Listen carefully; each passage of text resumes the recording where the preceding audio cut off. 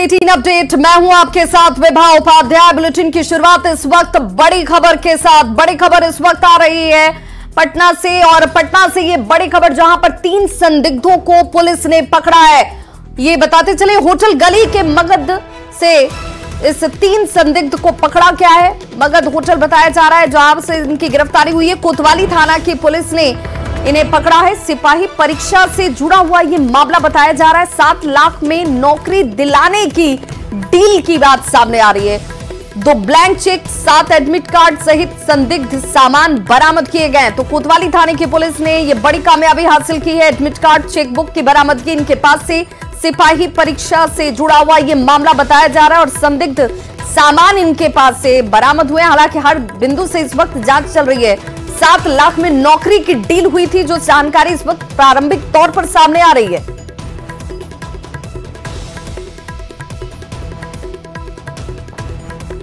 वहीं बड़ी खबर जहानाबाद से, जहां बागवार गांव में नदी में डूबने से 3 किशोरों की मौत हो गई है। बताया जा रहा है कि ये तीनों किशोर जो है स्कूल से निकले और नहाने के लिए तालाब चले गए। इसी दौरान गहरे पानी में जाने की वजह से इनकी डूबने से मौत हुई है। स्थानीय लोगों की मदद से तीनों शवों को बाहर निकाल लिया गया है। सभी की उम्र 14 से लेकर 16 साल के बीच बताई जा रही है। घटना स्थल का जायजा लिया न्यूज़ 18 संवाददाता राजीव रंजन विमल ने।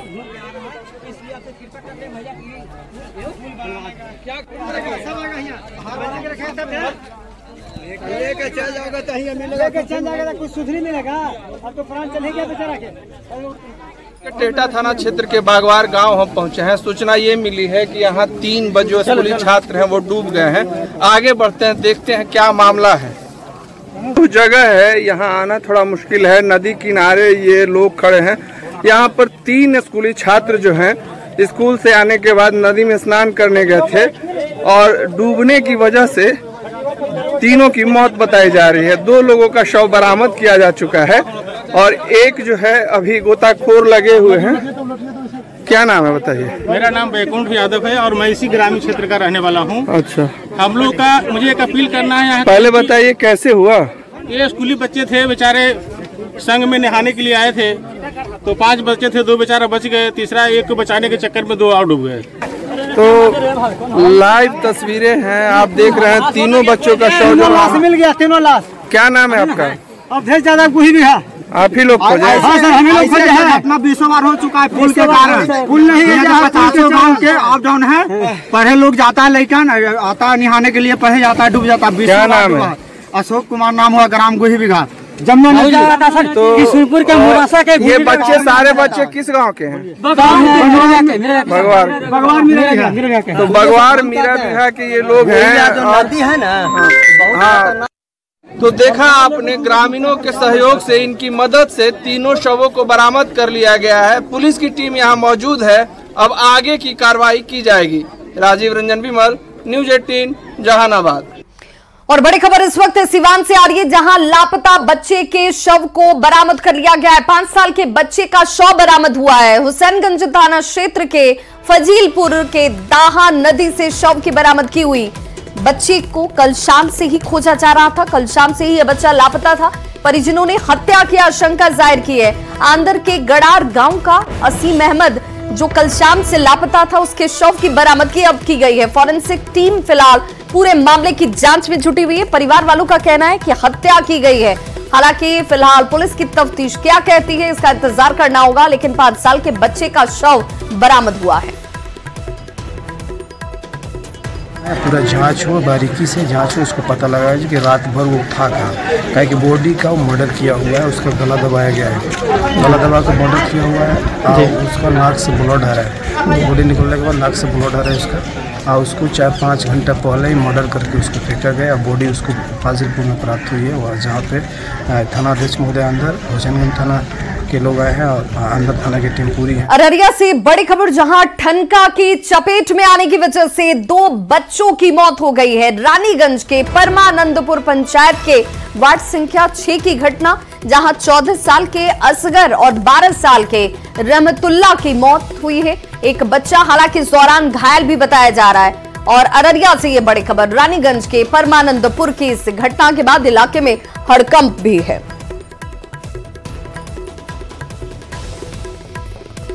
तो 2 बच्चों की मौत की खबर अररिया से इस वक्त सामने आती हुई, जिसमें 14 साल के असगर और 12 साल के रहमतुल्लाह की मौत हुई है। और जैसे ही ये खबर सामने आई उसके बाद देखिए कैसे चीख पुकार परिवार में मच जाती है। एक बच्चा इस दौरान घायल भी बताया जा रहा है। ठनका की चपेट में आने की वजह से इनकी जान गई। हालांकि मौसम विभाग की तरफ से लगातार इसे लेकर सचेत किया जा रहा है, सावधानी बरतने की बात कही जा रही है। लेकिन दुखद घटना जिसमें 2 बच्चों की मौत हो गई। दरभंगा के बहादुरपुर थाना क्षेत्र में शिक्षक की पिटाई से बेहोश होने वाला छात्र का वीडियो अब तेजी से वायरल हो रहा है। शिक्षक ने छात्र को तालिबानी सजा सुनाई। मामला देकुली गांव स्थित मध्य विद्यालय का, जहां पर पीड़ित छात्र कृष्ण कुमार ने थाने में अब इसे लेकर एक प्राथमिकी दर्ज भी करवा दी है। पीड़ित छात्र कृष्ण कुमार क्लास 6 में पढ़ाई करता है। आरोप यह है कि किसी छात्र ने शिक्षक श्याम किशोर से कहा कि कृष्ण कुमार आपको गाली देता है। इस बात को लेकर शिक्षक ने छात्र की जमकर पिटाई कर दी।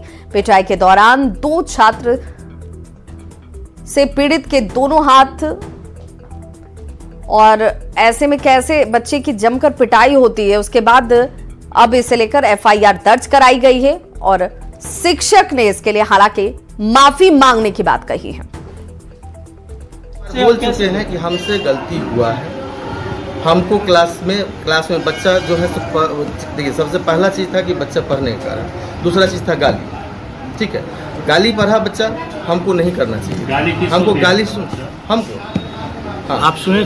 हाँ हम सुने थे, लेकिन सुनने के बाद इग्नोर कर दिए थे, क्योंकि बच्चा सब है, चलो भाई ठीक देता है। दूसरा बच्चा बोला कि सर गाड़ी पढ़। जब ये बात बच्चा बोलता है तो एक दूसरे में बच्चा में फिर वो प्रोत्साहन की भावना आ जाती है। ठीक है, खैर उसके बावजूद भी हमसे गलती हुआ है। ग्रामीण के द्वारा सरपंच साहब के द्वारा पूछताछ की गई तो इन्होंने एक्सेप्ट किया कि बच्चे के द्वारा गाली दी गई, और उस कारण से थोड़ा आक्रोश में आ गए। थोड़ा सरपंच साहब माफ़ी मांगे हैं, श्याम किशोर झा। सरपंच साहब के द्वारा सरपंच साहब की अध्यक्षता में ग्रामीणों की बैठक हुई। उन्होंने मामला को कहा है कि जब इन्होंने माफ़ी मांग लिया कि आगे से ऐसी गलती नहीं होगी, तो इसको सॉर्ट आउट किया गया। पटना के फतुहा थाना क्षेत्र में सीमेंट कारोबारी सुशील सिंह के घर भीषण डकैती की घटना को अंजाम दिया गया। हालांकि गृहस्वामी सुशील सिंह और उनके छोटे भाई टाइगर सिंह ने यहां पर हिम्मत दिखाई और लाइसेंसी राइफल की मदद से डकैतों को यहां से खदेड़ दिया। इस दौरान दोनों तरफ से दर्जनों राउंड फायरिंग तक होती है। फायरिंग की इस घटना में कोई घायल नहीं हुआ। जवाबी कार्रवाई से डकैत यहां से लूटे गए 10,000 कैश और लगभग 1 लाख मूल्य के आभूषण लेकर मौके से फरार हो गए। घटना के बाद पुलिस ने मौके पर पहुंचकर जांच शुरू कर दी। डकैतों की पहचान कर उनकी गिरफ्तारी को लेकर अब छापेमारी की जा रही है।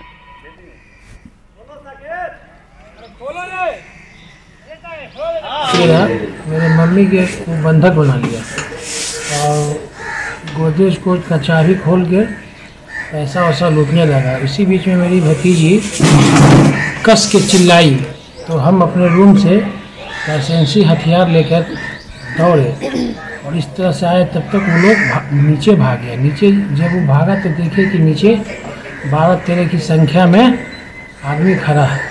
तो हमने ललकारा तो उसका फायरिंग शुरू हो गया। उसमें फिर हमने ज़बरदस्त फायरिंग उसके साथ किया।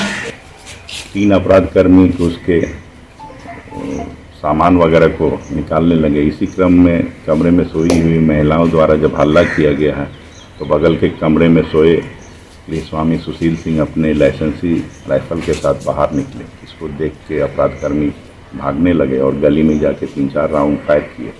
इसके जवाब में इनके द्वारा भी 12-13 राउंड फायर करने की बात बताई गई है।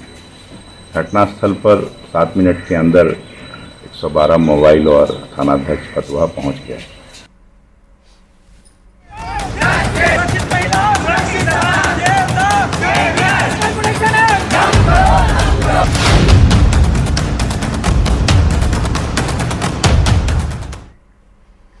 कोलकाता रेप मर्डर मामले को लेकर देश भर में डॉक्टरों की हड़ताल चल रही है। पटना के IGIMS में रेजिडेंट डॉक्टरों ने विरोध प्रदर्शन करते हुए OPD सेवा को ही ठप कर दिया और अस्पताल में हुई घटना के बाद अब सुरक्षा की मांग को लेकर यहां प्रदर्शन किया जा रहा है। साथ ही सरकार से डॉक्टरों की सुरक्षा के लिए कानून बनाने की मांग की गई। मौके से इस खबर पर ज्यादा जानकारी दे रहे हैं न्यूज 18 संवाददाता धर्मेंद्र कुमार। कोलकाता में महिला डॉक्टर के साथ हुए विभत्स घटना और हत्या के बाद देश भर के चिकित्सकों में खासा आक्रोश है। देश भर के जो मेडिकल कॉलेज हैं वहां पर लगातार प्रदर्शन हो रहे हैं। आईजीएमएस में भी आज प्रदर्शन हुआ, ओपीडी बाधित की गए हैं और जो डॉक्टर हैं वो मिलने पहुंचे हैं। जो वरिष्ठ यहाँ के जो प्रशासनिक अधिकारी के हैं उनसे मिलने पहुंचे हैं। जो एक सुरक्षा की मांग है वो मांग को लेकर लगातार प्रदर्शन हो रहा है और कल एम्स में प्रदर्शन किया गया था। एम्स में आज भी प्रदर्शन है, पीएमसीएच में, और तमाम जो देश के तमाम बड़े अस्पताल हैं वहां पर लगातार प्रदर्शन किया जा रहा है। ना तो एकदम इससे शर्मनाक घटना क्या ही हो सकता है देश के लिए, है ना। पूरे देश और पूरे समाज के लिए बहुत शर्मनाक घटना है ये। हम सब शर्मिंदित है और उसी के आक्रोश में हम लोग सुरक्षा की मांग को लेकर सबसे इम्पोर्टेंट डिमांड हम लोग यही है कि हॉस्पिटल में डॉक्टर्स के लिए सुरक्षा का इंतजाम पुख्ता होना चाहिए और डॉक्टर्स यहाँ पे सेफ नहीं फील करेंगे तो फिर कहाँ सेफ फील करेंगे, है ना। सबसे सेफेस्ट हाउस हम लोग यही होता है हॉस्पिटल, और यहाँ पे सेफ नहीं फील फिर डॉक्टर ड्यूटी नहीं कर पाएंगे अच्छे से और फिर अल्टीमेटली समाज को इसका भुगतान उठाना पड़ेगा। समाज को हम लोग अच्छा सर्विस नहीं दे पाएंगे। जरूरत है एक सुरक्षा की, एकदम जरूरत है कि अस्पताल में ऐसी घटना हो जाना बहुत ही शर्मनाक है, जहाँ पे माना जाता है कि डॉक्टर सेफ हैं, खासकर महिला डॉक्टर। आप जान ही रहे हैं कितना बिहार में महिला डॉक्टर की कमी है और लोग कितना जरूरत है उनका, और वो लोग अपने आप को सेफ नहीं रख पा रहे। बहुत दिनों से बहुत सारा एक्ट बना हुआ है लेकिन उस पर अपडेट नहीं है। आप देखिए अभी तक सरकार उसको डिले करते करते अभी तक कोई एक ठोस रूप नहीं दे पाई है कि लोग फील करें। तो जो चिकित्सक हैं उनका कहना है कि जरूरत है, जो नियम लगाए गए थे उनको अपडेट करने की जरूरत है और सुरक्षा एक बड़ा मुद्दा है। अस्पतालों में अगर सुरक्षा नहीं होंगे तो फिर जो चिकित्सक हैं वो काम नहीं कर पाएंगे। और जिस तरह से कोलकाता में घटना हुई है वो घटना काफी जघन्य घटना है और सरकार को इस पर ध्यान देने की जरूरत है। और लगातार जो चिकित्सक हैं उनका आक्रोश है कि सुरक्षा एक मुख्य मुद्दा है और ये सुरक्षा उनको मिलनी चाहिए। न्यूज 18 के लिए पटना से धर्मेंद्र कुमार। कोलकाता में ट्रेनी महिला डॉक्टर के साथ दुष्कर्म और फिर हत्या के मामले को लेकर देश भर के डॉक्टरों में नाराजगी है, जिसकी वजह से गोपालगंज सदर अस्पताल में भाषा के डॉक्टरों ने ओपीडी सेवा का बहिष्कार कर दिया और केंद्र सरकार से सेंट्रल प्रोटेक्शन एक्ट और आरोपी को फांसी देने तक की मांग की गई। हालांकि अस्पताल की इमरजेंसी सेवा जारी रखी गई है, लेकिन उसके बाद भी मरीजों की परेशानी बढ़ी हुई है। ये बहिष्कार हम लोग कलकत्ता में हुए दुर्भाग्यपूर्ण घटना के विरोध में किया गया है। साथ ही बिहार में कई अन्य जगहों पर भी डॉक्टरों के साथ, चिकित्सा कर्मियों के साथ जो व्यवहार आए दिन होता रहता है और हम लोगों ने मांग कर रखी कि सुरक्षा बढ़ाई जाए। इसके लिए भी हम इस कार्य बहिष्कार के द्वारा सरकार से आह्वान कर रहे हैं कि सुरक्षा हर जगह बढ़ाई जाए। भागलपुर में गंगा खतरे के निशान से ऊपर बह रही है, वहीं निचले इलाके भी जलमग्न नजर आते हैं और सबौर प्रखंड के रजनदीपपुर पंचायत के संत नगर प्राथमिक विद्यालय में पानी प्रवेश कर चुका है। ऐसे में स्कूल बच्चों के लिए बंद तो कर दिए गए, लेकिन टीचर के लिए स्कूल अब भी खुले हुए हैं। नाव पर सवार होकर 3 फीट पानी में डूबे इस स्कूल में शिक्षक देखिए कैसे पहुंच रहे हैं, इनके लिए भी अलग तरीके की एक परेशानी है। स्कूल का भी सारा सामान छत पर एक कमरे में खुले आकाश के नीचे रख दिया गया है। शिक्षकों की मांग है कि उन्हें स्कूल आने पर भी स्कूल आने पर रोक लगनी चाहिए।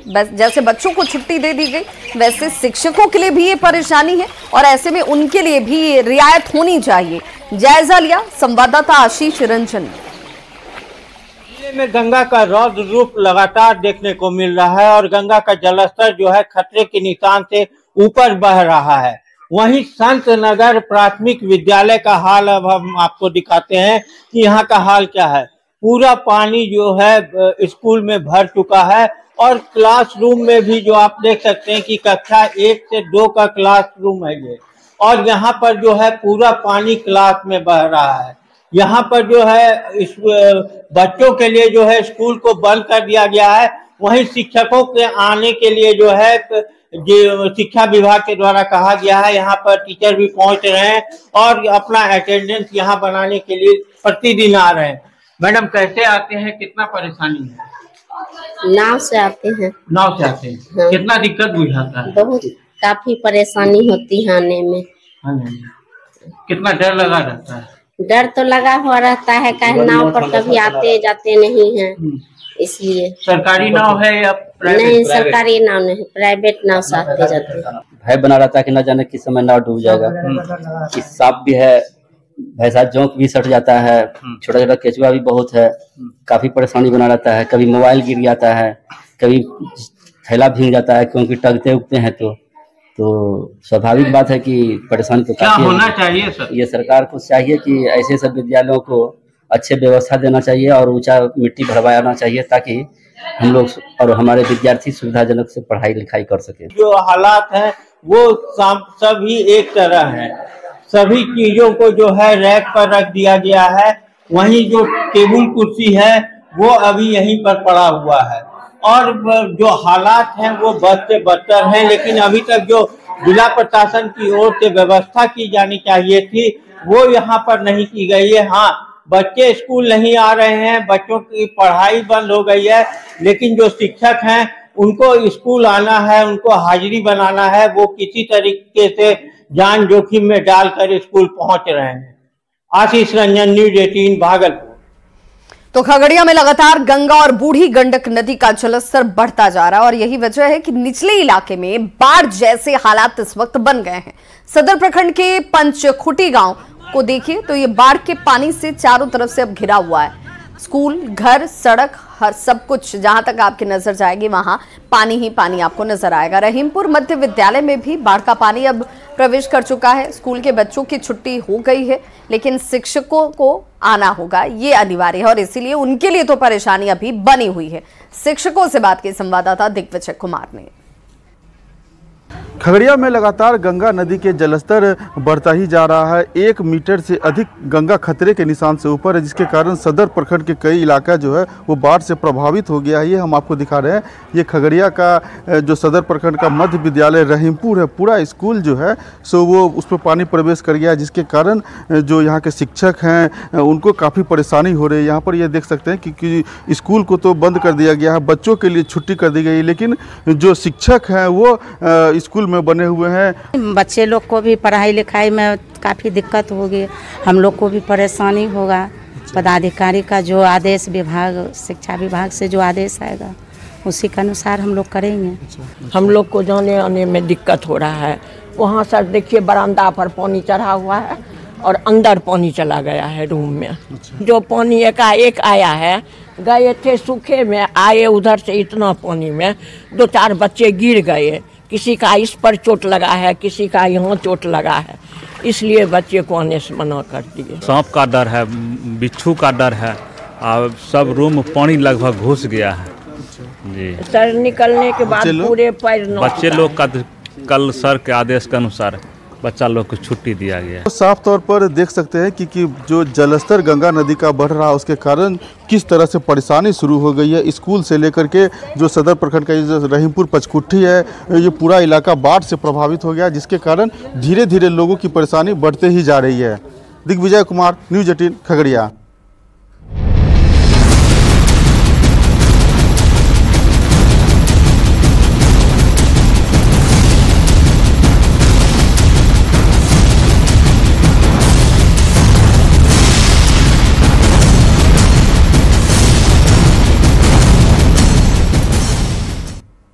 बिहार में भी हर घर तिरंगा अभियान की शुरुआत हो चुकी है और इस बार स्वतंत्रता दिवस के मौके पर हर घर तिरंगा लहराने वाला है। उसे देखते हुए तिरंगे की डिमांड बढ़ गई है। खादी मॉल में हर साइज के तिरंगे मौजूद हैं, साथ में तिरंगे वाले कपड़े भी लोगों को खूब भा रहे हैं। जायजा लिया न्यूज़ 18 संवाददाता विनीता मिश्रा ने। दिवस के मौके पर हर घर तिरंगा अभियान की शुरुआत कर दी गई है, यानी हर घर इस बार स्वतंत्रता दिवस के मौके पर अपना प्यारा तिरंगा लहराता हुआ नजर आएगा। और यही वजह है कि खादी मॉल में तिरंगा की डिमांड बढ़ गई है। सिर्फ तिरंगा ही नहीं, सिर्फ ये झंडा ही नहीं, बल्कि इसके वस्त्र या पुरुष और महिला दोनों के वस्त्रों की डिमांड भी बढ़ गई है और कलेक्शन भी काफी अच्छा यहाँ पे नजर आ रहा है। यानी 15 अगस्त के दिन अगर कोई पुरुष तिरंगा स्वरूप कोई वस्त्र पहनना चाहे तो उसकी भी यहाँ अलग अलग कलेक्शन है। साथ ही साथ अगर हम झंडों की बात करें तो यहाँ पे बड़ा से लेकर छोटा हर साइज का जो झंडा है बड़े आसानी से मिल जाएगा। और खादी का, क्योंकि खादी झंडों के मामले में ज्यादा पसंद की जाती है और यही वजह है कि यहाँ भीड़ भी लगी हुई है, लोग आ रहे हैं, खरीदारी कर रहे हैं और सेल भी इस बार अच्छा हो रहा है क्योंकि डिमांड ज्यादा है। हर घर तिरंगा लहराना है और उसके मद्देनजर खादी मॉल में हर साल यूं तो खरीदारी होती है, लेकिन इस बार भी तिरंगों की डिमांड बढ़ी और सिर्फ तिरंगा ही नहीं, ऐसे ऐसे जो वस्त्र हैं उसकी डिमांड भी बढ़ी है। यहाँ बंडी से लेकर कुर्ता और सब कुछ यहाँ मिल रहा है। तिरंगे वाली जो साड़ी है वो भी बड़े आसानी से खादी मॉल में मिल जाएगी और ये खादी जो कपड़ा है उससे तैयार हुआ है, यानी पूरी साड़ी अगर आप पहनेंगे तो आपको अलग से कुछ और कैरी करने की जरूरत नहीं है। 3 रंगों में ये साड़ी तैयार किया गया है और इसी के मद्देनजर लोग आ रहे हैं, तिरंगे की खरीदारी कर रहे हैं, साथ साथ 3 रंगों वाले कपड़ों की भी लोग खरीदारी कर रहे हैं। विनीता मिश्रा, न्यूज़ 18 पटना। तो इस बुलेटिन में बस इतना ही, लेकिन न्यूज़ 18